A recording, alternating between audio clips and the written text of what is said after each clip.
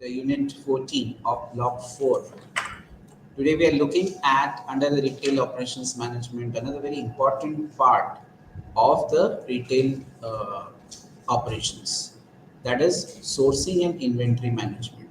It's a part of your merchandise planning process where you will look into the kind of products that are available, what kind of units, SKUs, which we call stock keeping units, that are stocked in a given retail outlet, what kind of merchandise, what according to your category plans, what kind of SKUs you have.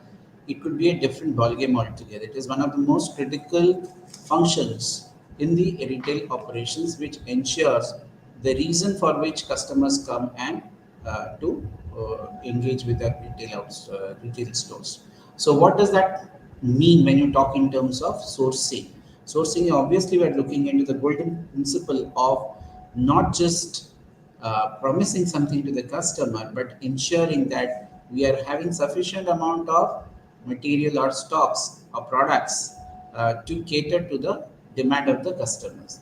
Again, that depends on the kind of demand functions that are associated with various product categories and what kind of avenues is the retailer taking in terms of stocking those inventory levels so that there is no stock out situation or they're able to meet the demands of the customer as and when required.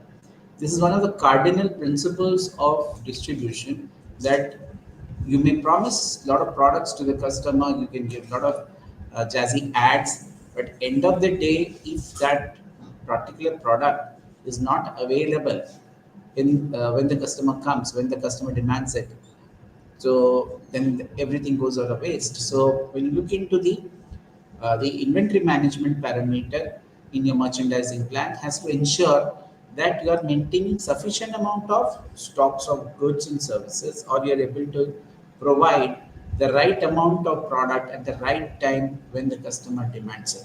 That is the golden rule for any kind of a when it comes to stocking and sourcing and making an inventory work for the retail profitability. Obviously, when you're talking about inventories, you'll not be looking into some kind of a financial connotation which is associated with it, because the retailer has to invest. They have to buy these products from the manufacturers or the distributors and have to stock them accordingly.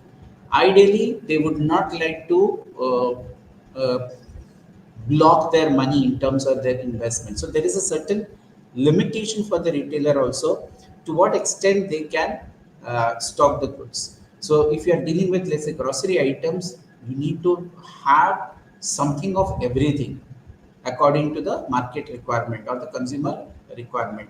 So obviously they have to plan out their stock levels, have to also tie up with other vendors in terms of replenishing the stock from time and again.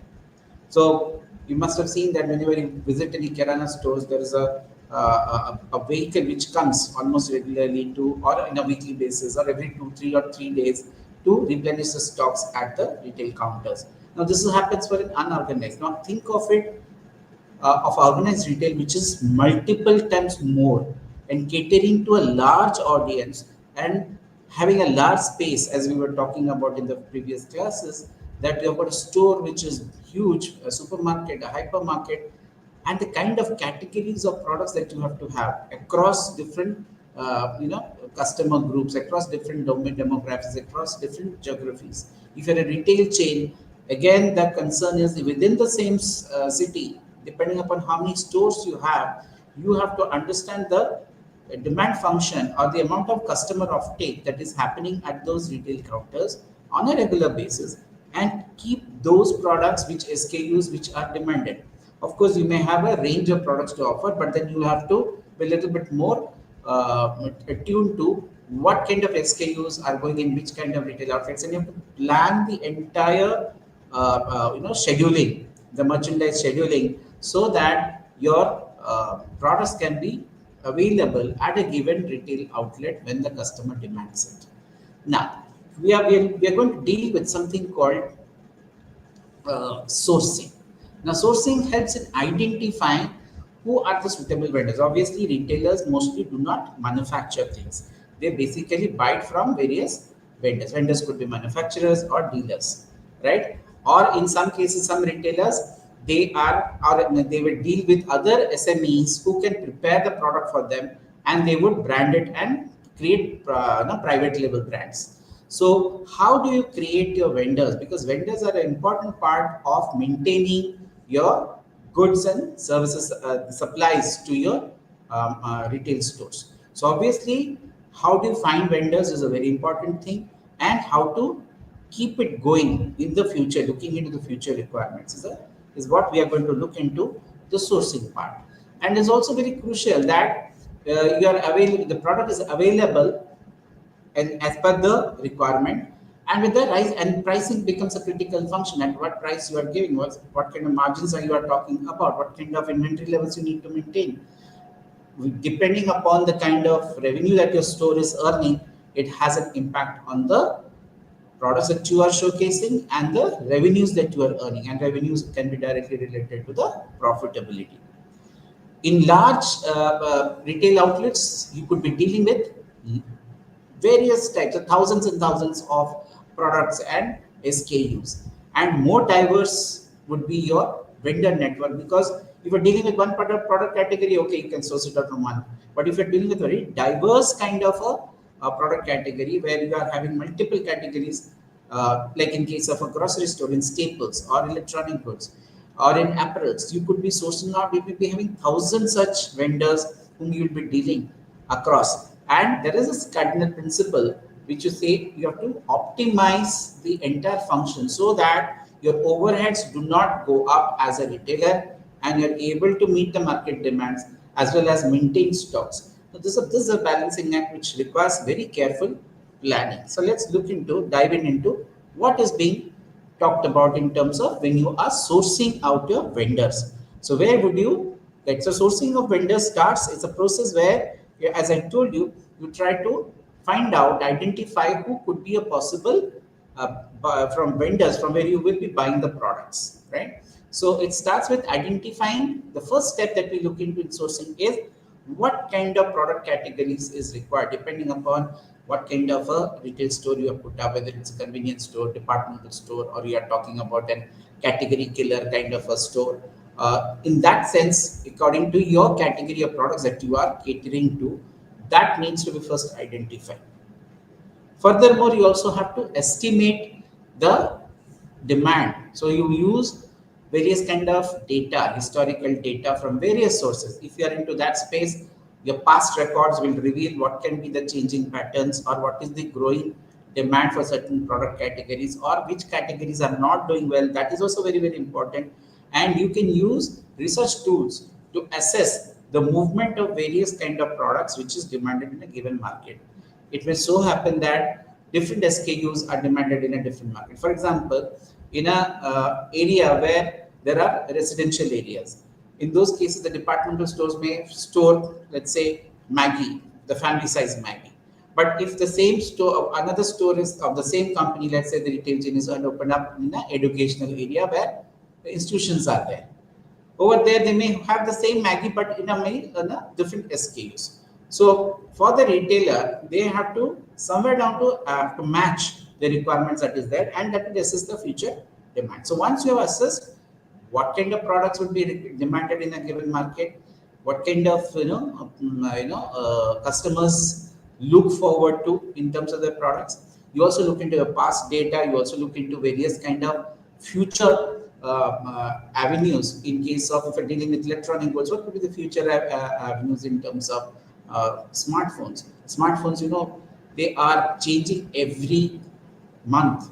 So if you are a retailer of electronic goods dealing in smartphones, you have to keep that in mind, that what kind of smartphones should I be, what kind of stock levels I need to know.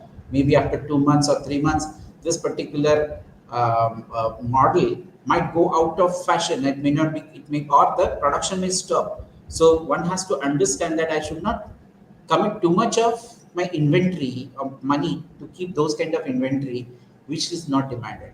Because the idea is to ensure that the product sells off from your counter. It does not hang in that particular shelf. Then it becomes a sunk cost for the retailer. So retailers are very, very choosy in terms of what kind of products you need to store first.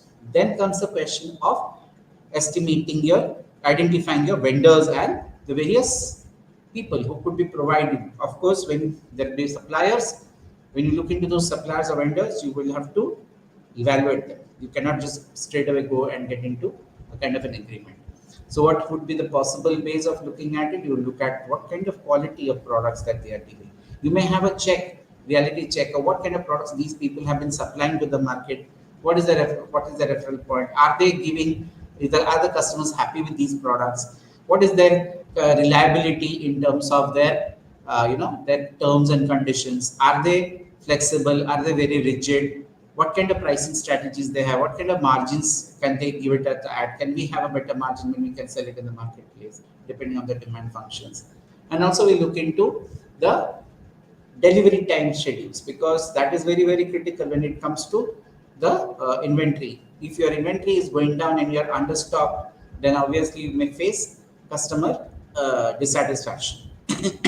So delivery timelines have to be looked in. So there are various evaluation criteria which can be used for mapping, and you can score every vendor on these parameters, and you see that you can work out a kind of a score sheet where you would say that, okay, on these parameters, on those criteria, how each of these vendors are able to meet those requirements. So something like that you would work out in terms of the the seriousness of a vendor to cater to various criteria, and based on this cross evaluation, right, then you would get into selecting. So when you do that, when you select also, you get into a kind of a discussion. You may try to get into something called negotiations, which we talked about, right? So when it comes to vendor selection, then we'll get into a discussion, what kind of contracts you will formalize, what kind of terms and conditions that you need to maintain, right? All these need to be ironed out, because these are very very critical, because tomorrow if there is any kind of problems that can crop up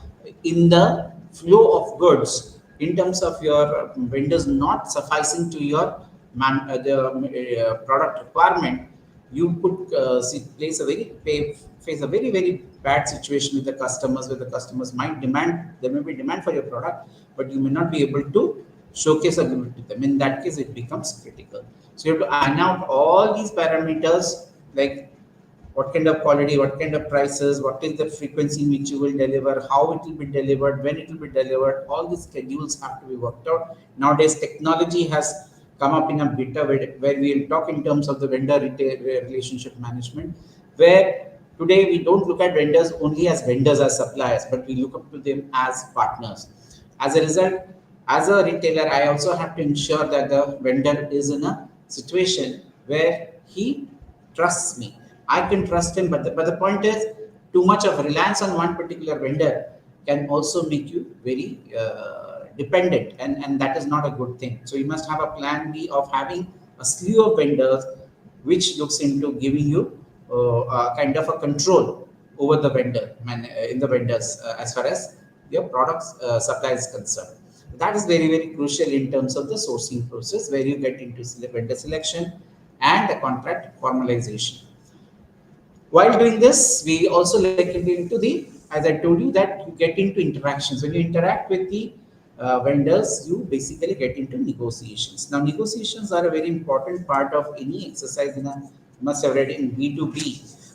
These are very, very important parameters which we look into while we are negotiating with the vendors. So, what could be the possible negotiation factors while dealing with the vendor? Just now I told you about the reputation of the vendor. How well that, what kind of an image does the vendor have?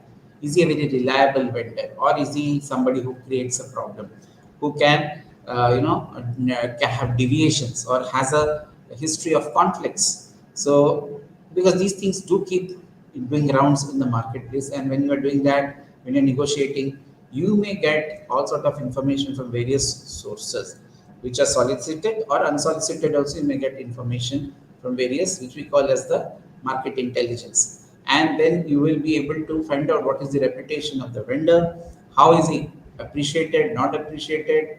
All those parameters can be looked into. So what you need to do is you have to get very complete information about the vendor, because until unless you get those parameters going forward, if you sign up with this vendor and tomorrow he becomes that vendor becomes a problematic person in terms of handling things, it will impact your business prospects in a big manner. So obviously you should be very very professional, as well as look into what can be the areas of, and now what can be the information that you can collect. When it talks about reputation, you need to talk in terms of how well is that particular vendor being in the marketplace, what kind of a track record he has, what kind of the location dynamics which is there. Location wise, are they very conveniently located? Can they, because end of the day, if I want something to be given on a crash basis, can they make it happen?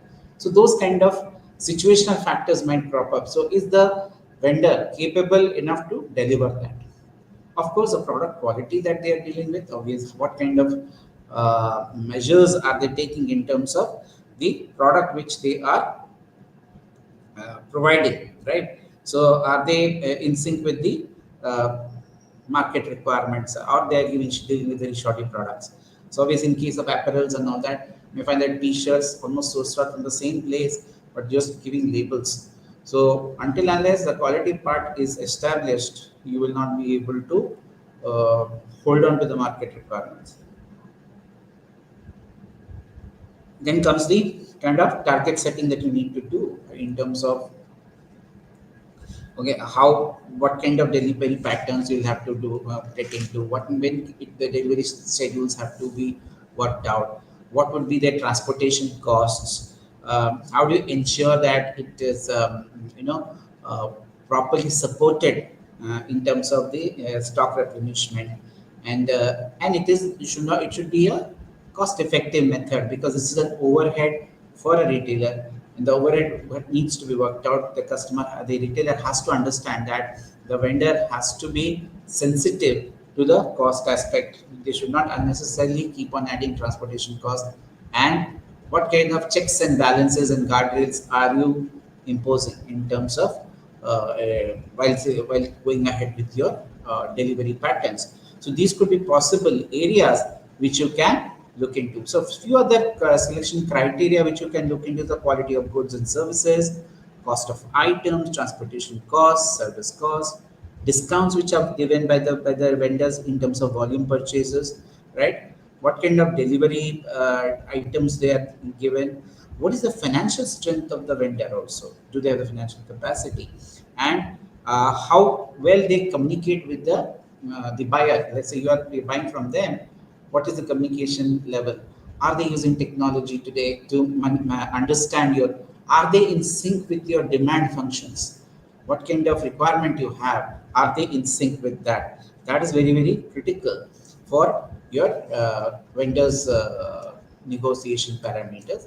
And idea is to ensure that it is a ending in a win-win situation for both the supplier as the and the retailer, where the retailer not only is able to get a very good bargain, a good favorable term, but also at the same time he's able to develop trust with the vendor, so that during the time of need, the vendor can understand and contribute towards the success of the retailer business, right? So under that, today we look into that today's vendor management system has gone way beyond.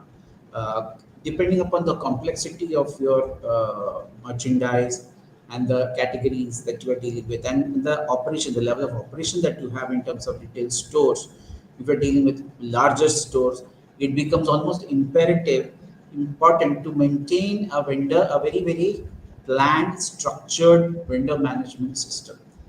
What does this vendor management system talks about? It not only talks about identification or getting to negotiations or writing contracts, but ensuring how the vendor is managed through a relationship parameter. Because understand, uh, if you require the vendor also requires you, right? So there is a mutual need for each other. You have a need for that kind of a product, they have a need for, to ensure that their products are sold to you. So the buyer seller relationship which is there, it at a b2b level, has to be understood in terms of the seriousness, in terms of the collaboration that they need to do. So they have to think of each other like they are partners in the business. They are not like, okay, someone who is just providing products and giving it on a particular thing. Sometimes flexibilities are there, situational factors are there. They have to rush with certain kind of stocks at some point of time, or they have to ramp up the production at some point of time, depending upon the demand function. Now, for that to happen, you have to have a very good relationship between the vendor and the retailer. Now, this talks about very, very effective communication system being there, and the performance reviews are done on a regular basis. So, what do? They look into how the today we are putting effective relationship management, where we are trying to have a technology play a very important role, where you are talking about very efficient onboarding systems of vendors, negotiating with the vendors. You're also having transparent performance reviews, and you're able to plan jointly for any kind of expansion plans that the retailer would have. Suppose the retailer is opening up new stores, so the vendor is he able to understand the kind of importance that the retailer has and can scale it up. So that is very, very important in terms of the relationship. We also look into emerging trends, which are like the VMI practices, like VMI, where you are talking about most of these reviews and all this. Today we are using technology, cloud-based system to support an effective value vendor relationship management. Practices like VMI, where we talk about VMI stands for your vendor inventory management, where they try to optimize the inventory level held at a various retail points. So what they do is, in this case, you are using inventory management system. The vendor uses inventory management system to map the requirement of every retailer and able to cater to that. As I told you that when you build a relation, you will be able to understand what is the demand shifts that is taking place. Is there a contraction of demand? There's an increase of demand. Which kind of SKUs, and if that vendor is dealing with those kind of SKUs, they should be able to calibrate that particular requirement and accordingly ensure that the retailer is not put to risk, because end of the day it has to be a win-win situation for both of them. Going forward, they should also there's something called a VOIM, which is like vendor owned inventory management. So vendor owns inventory management system, where they can understand the kind of inventory is required when there is a shortfall, when the reorder level comes in. When we talk about the reorder level, when the inventory falls beyond a particular thing, immediately it triggers a kind of a reorder stimulus, and the product is again put into the pipeline in terms of the replenishment of the stock. So what happens? The vendor is not creating avenues where they are able to get the real time consumption patterns or the demand functions, and are able to meet the requirements of the stocks at the retailer counter. For that, of course, there has to be a very good understanding between the vendor and the retailer, right? So what facilitates them?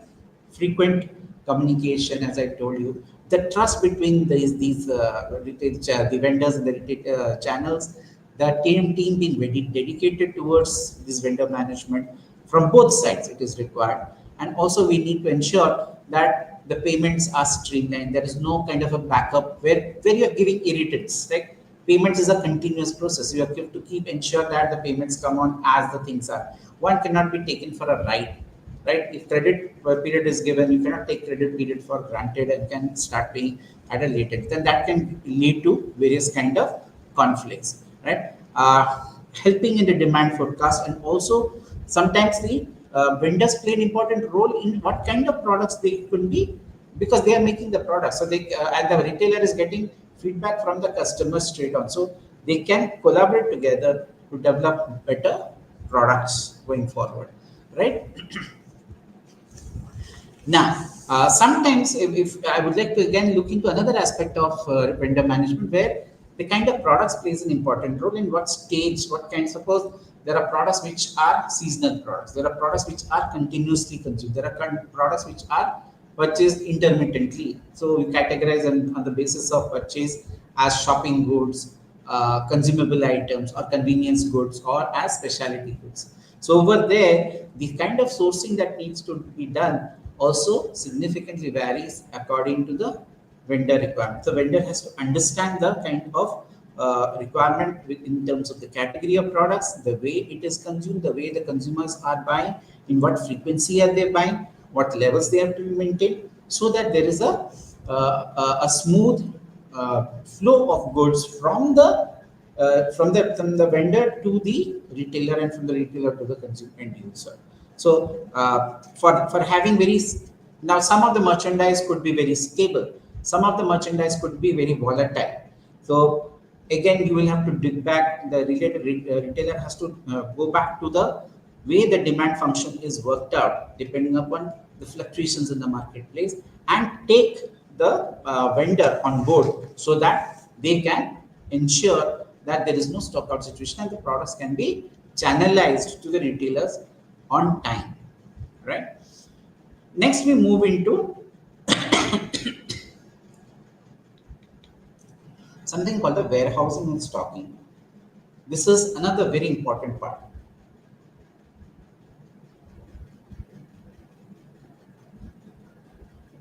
In the retail operations area, because if you're talking about merchandise planning, one is getting products from the vendor, that is one, but next is where will you stock it, how will you stock it, and when and what conditions will you stock it, right?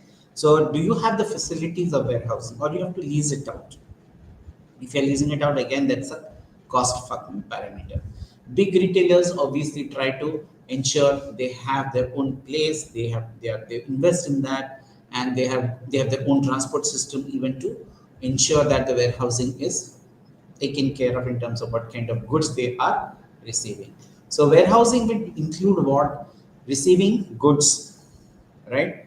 Checking them against invoices and putting them, recording them in inventory systems, right? So this is basically to do with something called stock keeping, and you'll have to ensure that according to the market requirement, when you are receiving the goods, at what frequency you are receiving, are they in good conditions, are made to the order that has been asked as per the parameters. So a lot of supply chain, when you talk in terms of supply chain analytics, today looks into all these kind of parameters, right? From sourcing to warehousing, where your warehouses are, what kind of stocks, what kind of categories, when you are receiving, when are you stocking them, the products which are coming in first, are they pushed to the retail counters first, the LIFO FIFO kind of a thing, first in first out.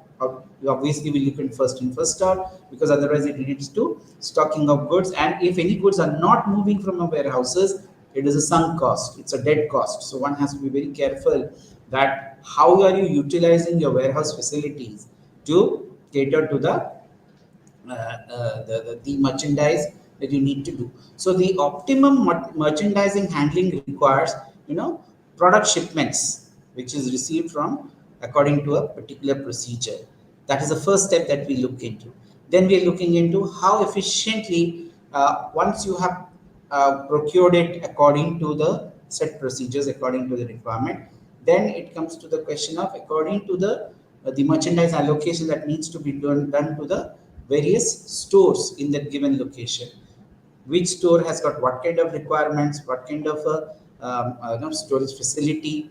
Again, that needs to be mapped out, and then accordingly the warehouse has to accordingly work out a plan in terms of where the efficient movement of goods can be done, at what frequency you need to replenish the stocks at different stores, right? That depends again on the size of the store, the kind of inventory, what kind of categories that they are dealing in, and the kind of footfalls the customer is having at that particular location. It can significantly vary from one area to another area, and it all depends on how much concentration is the customer for traffic is at that point of time demanding for those kind of products. So the warehouse has to understand not only receiving goods but also checking them according to what kind of payments have to be made. But that payment, if it is not made, then in that case, what kind of agreements have been made. So if you're making payments, then you have to ensure that those stocks are actually pushed ahead into the retailer counter for ultimate for the final sales, right? So proper stock taking for timely availability with minimum damage. There are products which can be damaged, electronic goods, or they could be when you are storing them, they could be susceptible to decay factors. There, like for example, if there is too much of dampness in the stock house, in the warehouses, it can affect the quality of the product. If you are having food related items, grocery items, they can get, their quality could get get affected. So one has to take checks and balances to see that they are properly stored as well, right? And then it is properly allocated to the uh, retail counters, where ultimately they will be displayed and sales will take place, right?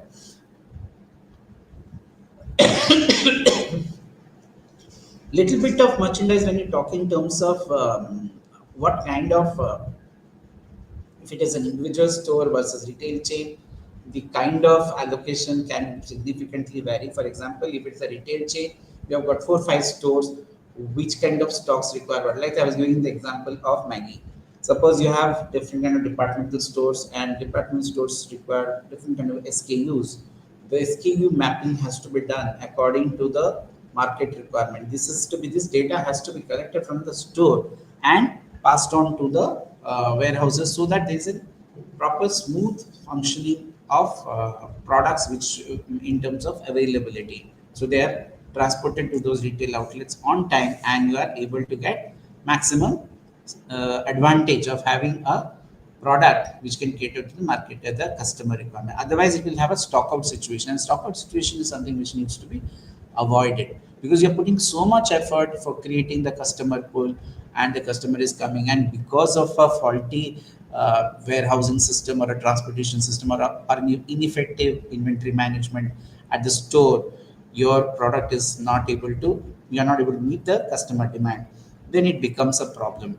So inventory management becomes extremely critical for the retailer success, also in terms of their profitability, in terms of their revenues. So what kind of inventory system you need to manage, right? And how will you ensure that a proper inventory system helps you to give better results in terms of your customer satisfaction, and it also helps you to reduce your storage cost. You cannot, okay, just because you are catering to a market, you cannot stock each and everything in large numbers. You also have some limitation. Even I started the class today, I told you that a retailer has got certain limitation in terms of the money that they can invest in the stocks, because you'll be buying for multiple product categories, right? The more the category, the more is the distribution in terms of keeping those. So which means a massive amount of money could be blocked there. So obviously you would not like to have inventories which do not sell in the marketplace, or where the stocks are not are not rolling.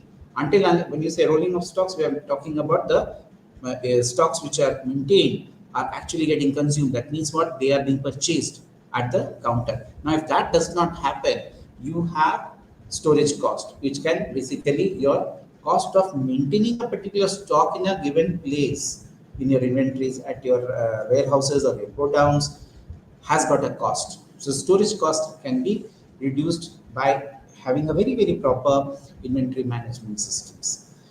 Apart from that, you also have situations like where you are talking in terms of shrinkages. Shrinkages would result in basically, like for example, during the transportation, products can be lost. So again, it talks, when you talk in terms of negotiating with the vendor, you have to see that you are going to very serious people who are very sensitive towards the security and the safety part of the product. Otherwise, you ensure that your products are, whatever products you have ordered, they are as up to that. If you're not getting the same numbers, there could be product slippages somewhere, then you could be getting faulty kind of or less number of products. Many a times even shoplifting can happen at the at the retail store itself. Employees are found to be taking the products through thefts and things like that, because you have to look into every eventuality in terms of the shrinkages in terms of the inventory. So if that happens, that can severely mar the product availability to the customers. So it can create a very bad situation, and it calls for periodic assessment, right? and proper monitoring systems. We will talk about that as we go along. Now, as I told you, it also is important to maintain very good cash flow system. When we talk about cash flows, as the money is distributed over different kind of products, you have to ensure that every product moves, because the money is rotated, right? The money which is rotated goes back, and again it is get plows back into the investment. So rotation of money which the retailers do can help them to increase. So when they are increasing their investment into various product categories, maintaining the inventory levels, there is a certain commitment which they give, and they have to ensure that you are able to the return on investment is there in terms of the kind of products that are being sold. Are they being stocked there, or there is a pilferage? Everything can impact your cash overheads. So that is an important principle that people look into. Now, oh, so one has to understand how to optimize the fulfillment task. Like, for example, sometimes I told you that during certain seasons, if you're dealing with seasonal products, their inventory levels have to go up. So you have to map what kind of seasonal products are there. Even at the level of your inventories, what kind of continuous inventory that you have to maintain, so that you do not have a stock out situation, right?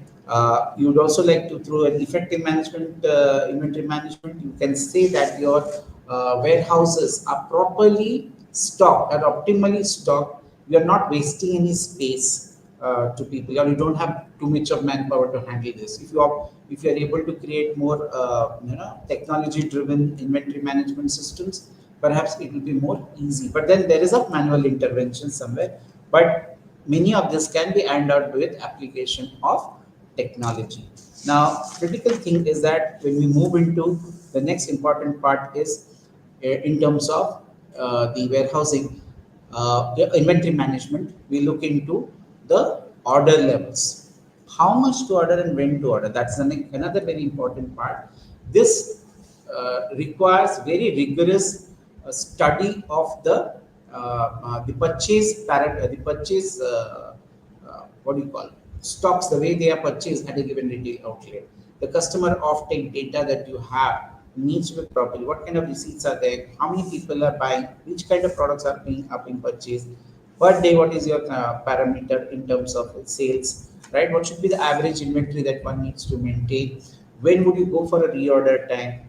What kind of a lead time that you need to do? Suppose, of course, products get sold, they get consumed, so they are moving very fast on the shelf. So you may have a stock purchase. So what could be the reorder levels? What kind of inventories you need to maintain at every store, so as to avoid that stock out situation?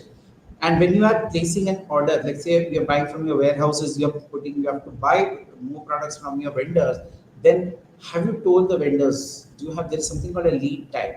The point of placing an order and the product reaching onto your point of sale. So that is called the lead time.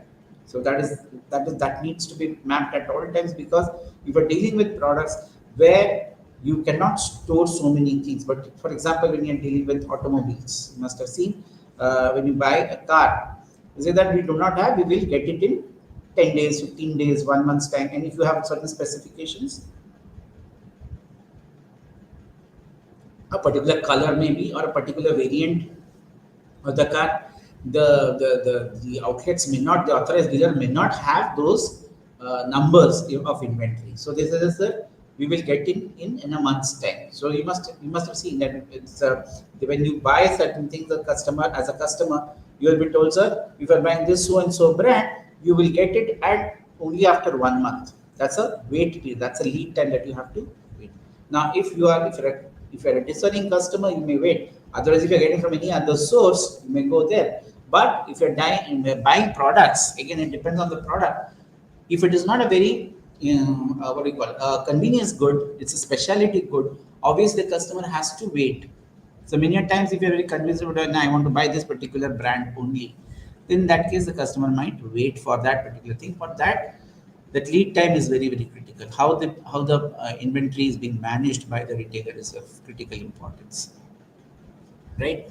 So we need to look into what is the current demand, what kind of future SKUs that can come in, new products which are being added to the product categories, what kind of stock we need to maintain there, right?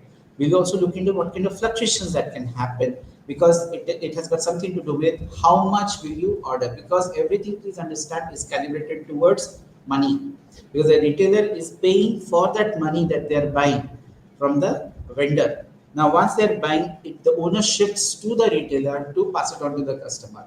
If that is not happening, they don't want to block that money. So when to order and how much to order would be a critical function of every inventory management system. So for that, what do? They have to keep inventory reports. They have to also look into product availability reports. Inventory reports will tell you that what kind of stock levels you are currently having, and depending on the demand function, what kind of inventory you need to maintain for different kind of products that you are having at the stores. So that's a very, very important point which you need to know, that what merchandise have to be invested in, and what level we have to invest in. Product availability in the market, if there is a shortage, if you have kind of inventories, you can take care of the market in terms of product availability. So obviously, again, in terms of product availability, report can also be sourced out to give you vital statistics in terms of which are the products available in the store. And the success of any store depends upon the timely availability of the product when the customer demands it. Because you do all these things, and if you're unable to meet the customer requirement at the time when the customer demands it, again, that is of no use. Even you can have the best inventory system, you can have the best infrastructure, you can have the best merchandising, all those things are possible. But when the customer is demanding for it, if you're not able to meet that requirement, that will be a big, big letdown, right? And customers, they form opinions through these kind of things. So you have to understand the kind of the requirement that can have. So always try to keep some in your inventories, sufficient stocks to take care of uh, the the customer demand. There could be a spike in demand of certain products. Like in case of, you remember, sanitizers, the demand for sanitizers went up the roof when during the COVID times.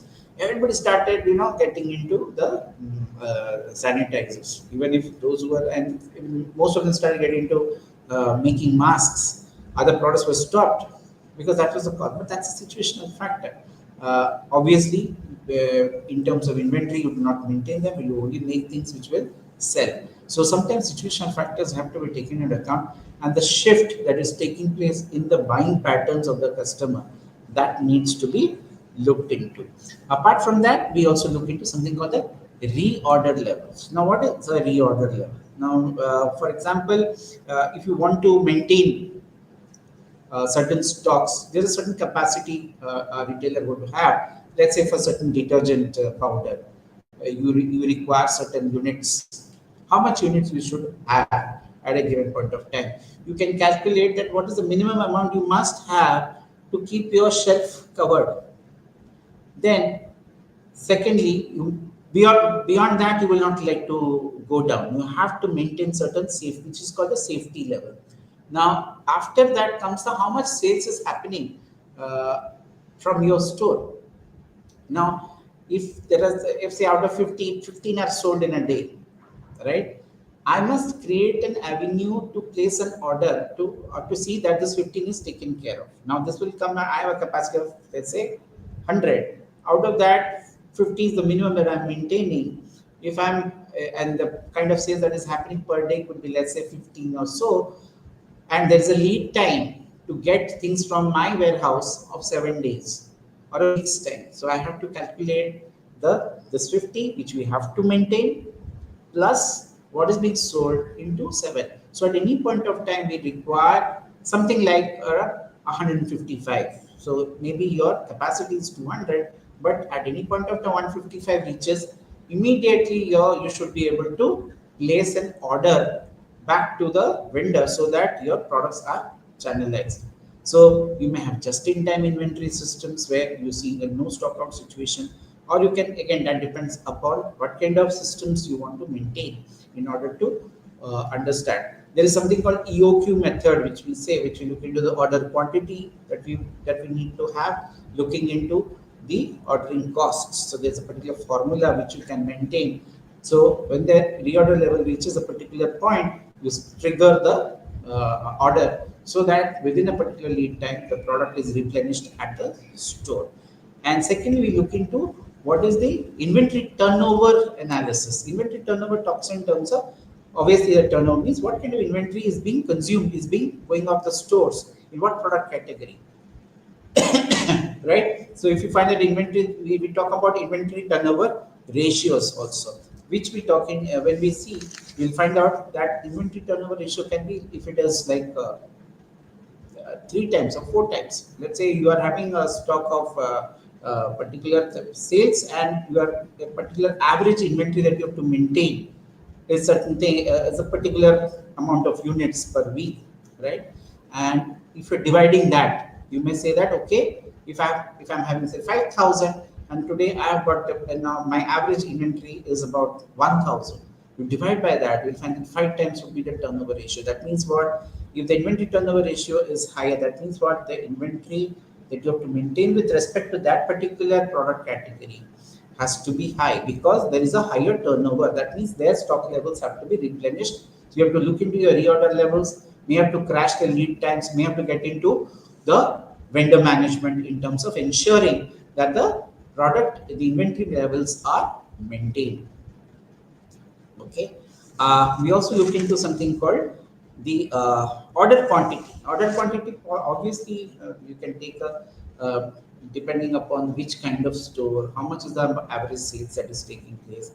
Based on that, you can work out a subjective way of looking at it. But this is for small. For bigger retail outlets, you must have a very effective inventory management system, which is triggered with your, if you remember, the vendor management inventory system, or VOIM, as we were talking earlier, that whenever there is a situation where there is a sales taking place, the vendor knows about it, and they automatically replenish the stocks. So you need to invest in those kind of technology where you are able to meet the requirements according to the consumption taking place at different stores. So different stores will have different kind of consumption patterns and different kind of demand parameters. So that needs to be managed. Now coming to something called shrinkage, right? When you talk about shrinkage, we talked about shrinkage in some time back. That what is shrinkage? It is basically the loss of inventory or loss of products, merchandise, due to damage, due to some theft, or due to some misplacement, or due to some functional defects, or during the transit there is some kind of a damage which has happened. For example, television and electric equipments, if you've seen, sometimes during the travel times they break. So that is why a lot of importance is given to the packaging of the things, the way how you handle it. So if you're a dealer for electronic goods or electronic retail store, you have to be very careful about the kind of warehouse that you have in terms of these ensuring that there is no damage while you are transporting. You are able to handle it properly. You need to have very deft handling by the staff members so that they can shift it. Otherwise, there could be losses. Now, these losses, it affects the profitability of the firm. And apart from that, also this theft, which we see, theft can happen from so many areas. It can happen through customers who lift from the shelf and go. If you are talking about huge stores, it's very difficult to keep track of every kind of SKU which is there, right? So what they do, they are able to, you have to have a monitoring mechanism. Nowadays, you have something called RFID, which is basically a acronym for your tracking and inventory management for which you give RFID tags to your product, and it is scanned and kept. The moment they move out of your store without the billing taking place, it will create a alarm, right? So you know that, okay, certain kind amount of products are getting the unbilled products are moving out of the store. So they get triggered. So you have security. They can map it. They can check and see to it that every product that is moving out of the store has to be billed.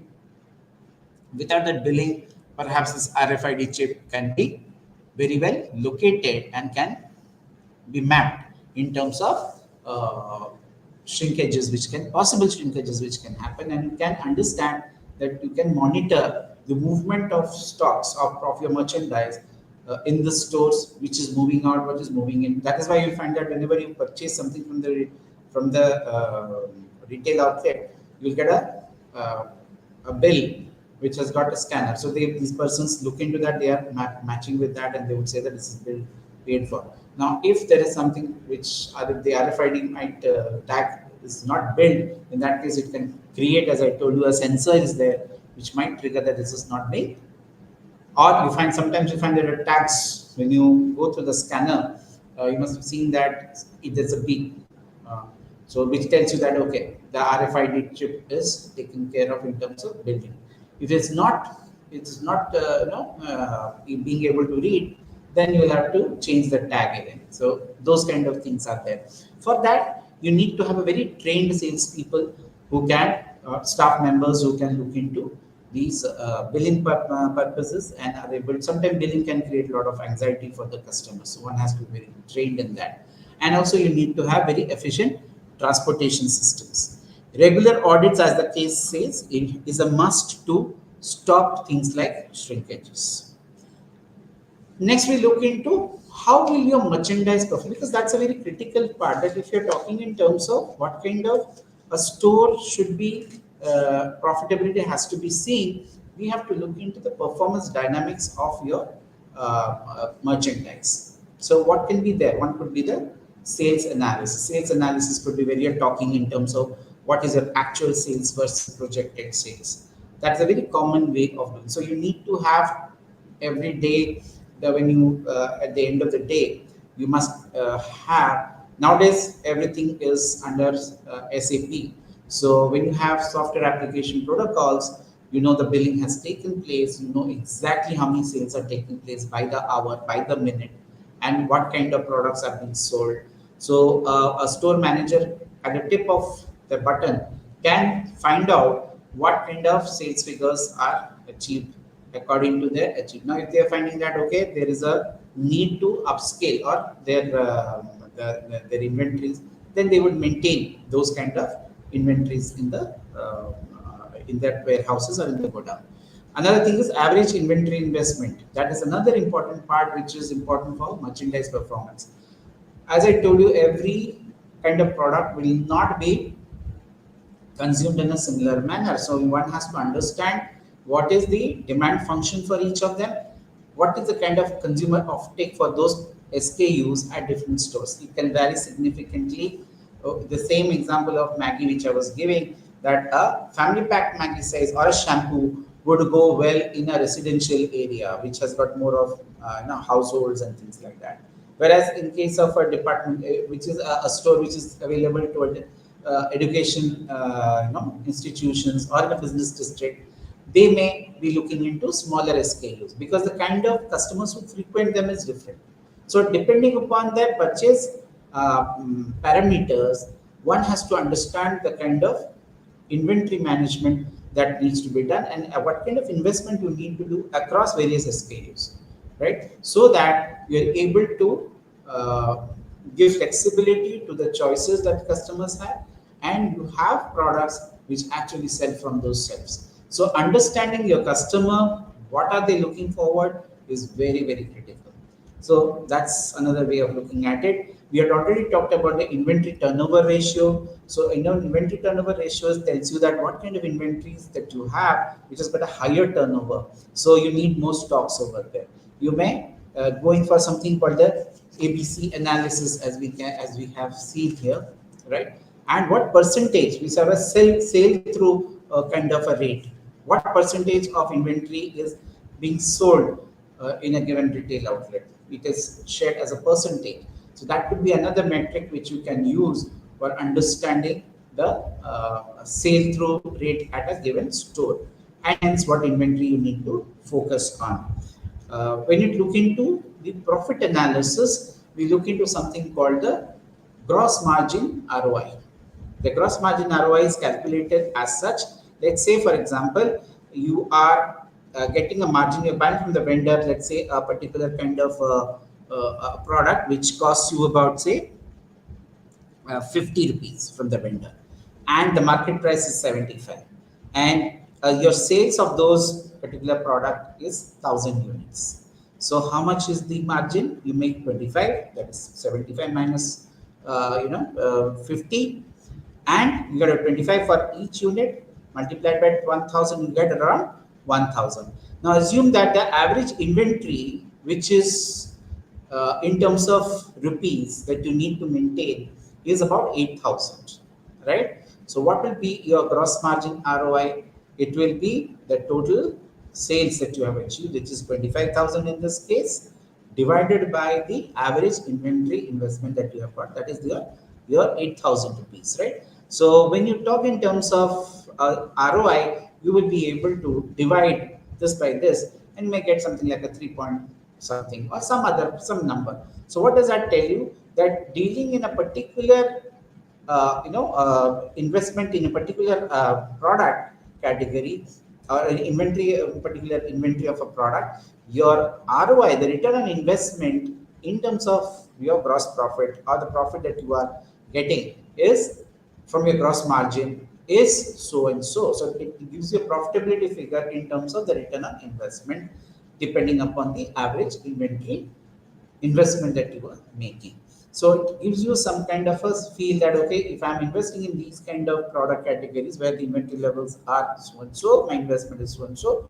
Given the sales figures, I can map out what is the gross margin ROI. That's an indicator of your merchandise performance, right? Another way, which is the very classic case of ABC analysis, where we use something called the 80-20 rule. It is that we get 80% of our profits from the 20% of the from of the product. So you categorize depending upon the kind of acquisition cost and the profit that you accrue, because sometimes the profit margins from particular product categories are very high, right? In certain other product categories, it may be moderate or it will be low. So you can categorize them into A, B, C. So you will also have to maintain your inventory, your merchandise in that part. So in category A, where the inventory shows highest value, right, and contributes towards maximum profit, you have to maintain a 80-20 ratio. That means 20% inventory if you maintain, you'll get 80% of your profit. That's the kind of a calculation. Going to your, the next important thing is you must have a moderate ones, which do not give us so much of profit, but less than the A, but yes, you have to maintain certain inventories. The C category could be maybe I get less profit margin, but the numbers are more. The value in terms of volume, it requires more. So that is why we also need to maintain more number of inventories there. So sometimes you may have to maintain very high inventories for the lower margin products that you are stocking. So that gives you a sense of handling your inventories effectively to give you more profitability, right? So these are few things: the sales analysis, gross margin ROI, ABC analysis in inventory management helps you to evaluate your merchandise performance, and it gives you a metric to analyze the profitability of from your merchandise. It also helps you to fine tune your inventory levels so that you are able to meet the requirements of the industry of the when I say the requirements of the market, basically what I mean by that is the consumer offtake which is taking place, right? And obviously you will find that different kind of products require different kind of methods of inventory management. So fast moving products require maybe the profit, the profit margin is less, but you have to stock them in larger numbers. Some of them which the profit margins are high, but you cannot, the investment is high, so you will have to invest in less number of stocks, but they give you more profits. So this is a kind of a balancing act that needs to be done in terms of your inventory management. Now coming to the end of this today's session, what we have learned is that this is one of the most important part after all the things that you do in terms of ensuring customers coming to your stores, what kind of materials, what kind of merchandise that you are having, where you are getting it from, where which sources you are getting it from, what kind of vendor management system you have. Then comes your question of your warehousing, where you store them. What kind of inventory do you have to say, and how do you map it to the performance in terms of the sales that should be taking place at the retail counter? These are the benchmarks of any organized effort, and your technology plays an important role in all these areas, so that you have very seamless kind of a scenario, and you're able to meet the requirement, which is the right products at the available at the right time in right quantity, ensuring the customer satisfaction. The customer goes back with having the right kind of product which has been promised, and also ensuring the store in terms of getting the revenues and ultimately leading to your profitability. With this, we end today's session. Thank you for your patient hearing.